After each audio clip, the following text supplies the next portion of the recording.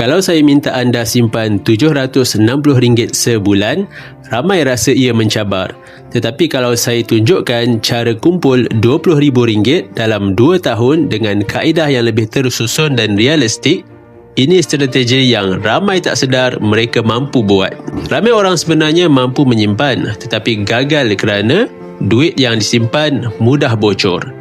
Bila disimpan dalam bentuk tunai, ia cepat digunakan tanpa perancangan. Salah satu kaedah yang lebih berdisiplin ialah menukarkan kaedah simpanan kepada emas. Untuk bermula, anda hanya perlu daftar akaun emas bersama Public Gold tanpa sebarang caj.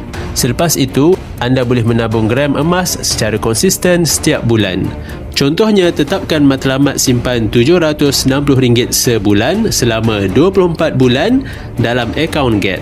Dalam tempoh 2 tahun, anda boleh mengumpul sekitar 30 gram emas. Dengan harga jual emas sekarang sekitar RM649 per gram, nilai simpanan 30 gram emas adalah sekitar RM23,000. Tetapi berdasarkan sejarah, harga emas meningkat secara purata sekitar 10% setahun, menjadikan nilai simpanan 30 gram emas melebihi RM20,000 dalam 2 tahun. Bagi yang berminat untuk memulakan simpanan emas bersama Public Gold, anda boleh rujuk pin video untuk saya bantu anda daftar sebagai ahli dan bimbing anda dalam cara dan langkah-langkah simpanan emas yang terbaik untuk anda.